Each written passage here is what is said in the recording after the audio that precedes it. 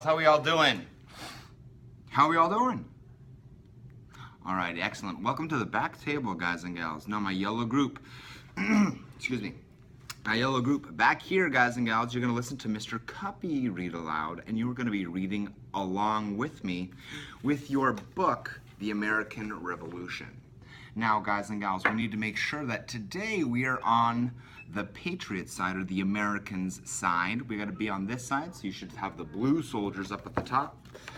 And we're going to go ahead and get started on page 4. Now, earlier in class, we were learning a little bit about cause and effect, and identifying the cause and effect of the certain events in the Revolutionary War. Well, we're going to be taking a quick look at this as well throughout this activity, but as you listen, there's going to be a couple times where I ask you to pause the video and discuss with your group. And when I ask you to pause the video and discuss with your group, I expect you to pause the video and discuss. So guys and gals, I really want to, when I look back, see you pausing the video and having some deep discussions. Some really deep, excellent thoughts about what the text is actually saying. And I want you to keep in mind as we go through this, that this is history. This is not something that is made up. This is real. This really happened to people. Alrighty, so guys and gals, I'm going to go ahead and get started on page 4, The Road to War. It was August 14th, 1765. Oh, hold on. Guys, everybody's got to be there. Let's make sure we're on page 4, right there, right at the top where it says it was. It was August 14th, 1765. Across Boston, several thousand angry people poured out into the streets. Shouts of liberty, property, and no stamps filled the air. The marchers were furious about the Stamp Act, a new law that taxed paper goods and documents of all kinds. That night, enraged protesters burned a straw effigy of Andrew Oliver, the unlucky local official picked to collect the taxes. The mob also tore down a building that Oliver owned, and then headed to his home and wrecked furniture there. More destruction followed in the days to come.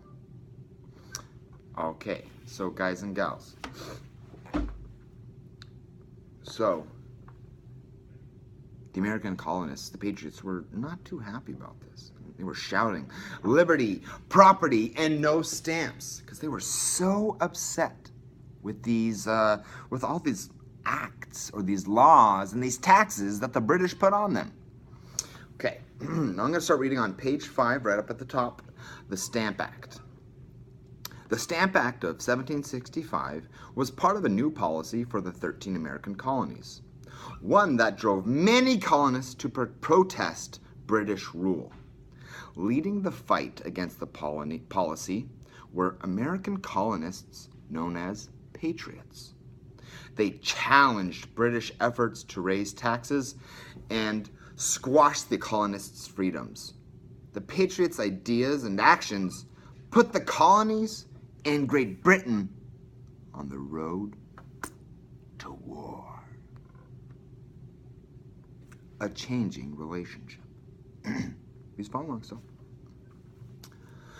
Until the 1760s, Parliament and the British Crown paid little attention to the distant American colonies, and most Americans liked it that way.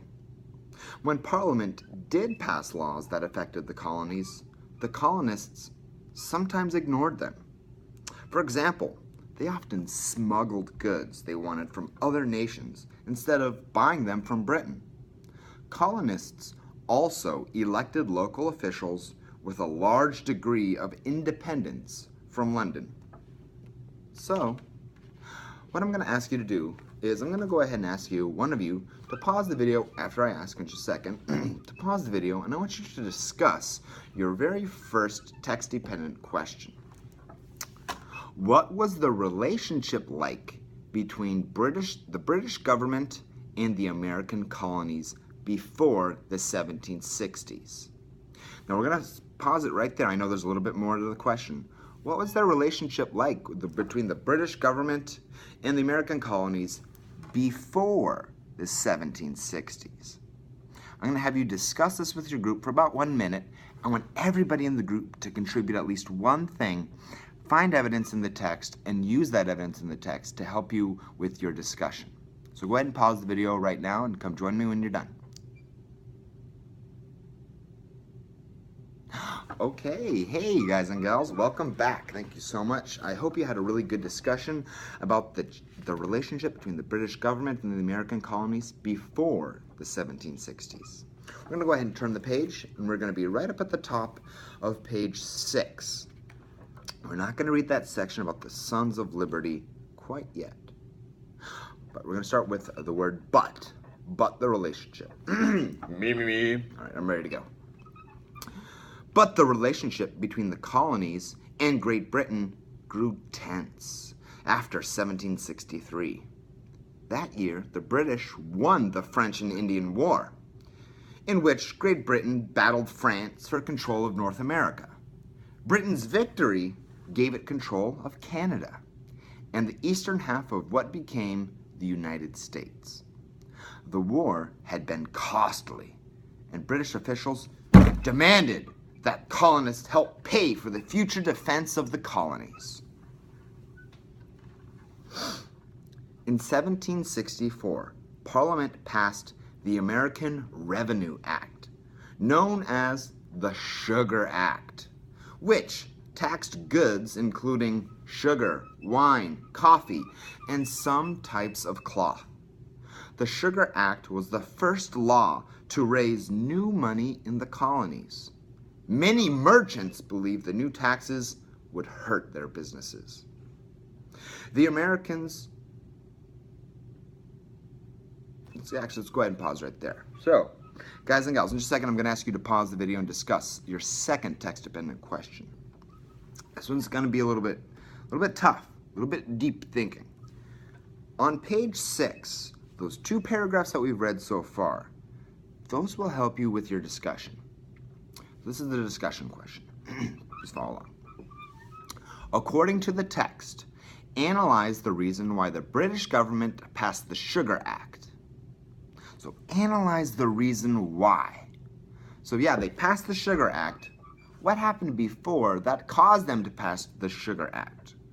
Think deeply about this and explain the reason why they passed the Sugar Act.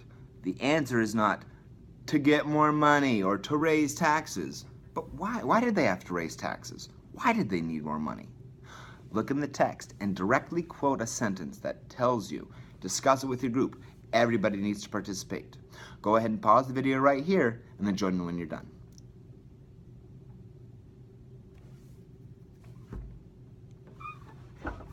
Welcome back, guys and gals. It's Mr. Cuppy here. So we have a little bit more to read. Now, I told my yellow group yesterday that we actually started to cheer something. So, we're going to hear a little bit about how the Americans, or why the Americans thought these taxes were a little bit unfair. Not a little bit unfair, or a lot of bit unfair. And we're going to hear reasons why. Now, this is going to help you with your text-dependent question. Your first text-dependent question. This is kind of a tough one. So, I'm going to start on the 3rd paragraph of page 6 with the words, the Americans. Hey, guys, get ready to go. The Americans. The Americans cherished the British tradition that gave people the right to approve the taxes they paid. They did this through the representatives they elected to Parliament or colonial legislatures. The colonies, however, had no voting representatives in Parliament. More Americans began to protest against taxation without representation. No taxation without representation. No taxation without representation. No. Well, you guys get it. So they were really upset about this. So, guys and gals, we're actually going to go ahead and pause right here. You know what? We're not going to pause right here. But I just want you to remember, the Americans didn't have anybody who would go and speak for them. The government of Great Britain, the king and Parliament, they just made up whatever they wanted and the American colonies had to follow and had to listen. So, guys and gals, now I'm going to begin on the top of page 7. And actually, I'm going to ask this group to go ahead and look on your paper with your text-dependent question. Your text-dependent question, ladies and gentlemen, text-dependent question number 1. And I want you to put an X over number 1. But you are going to have to answer as a group number 2 and then I guess it's number 3, but I forgot to number number 3. Okay. Number 2.